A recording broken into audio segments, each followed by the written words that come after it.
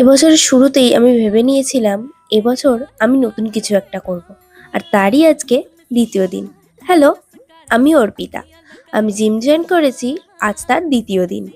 First ডের video আমার করা হয়নি কিছু প্রবলেম থাকার কারণে। তো সেকেন্ড ইয়ার ভিডিও আমি তোমাদের সাথে শেয়ার করছি।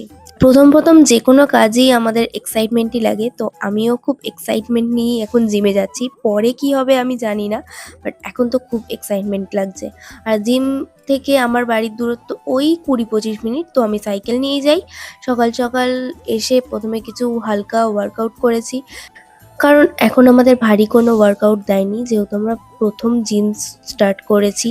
তো আর কিছুদিন গেলে হয়তো আমাদের ওয়েট লিফটিংয়ের কাজ দেবে।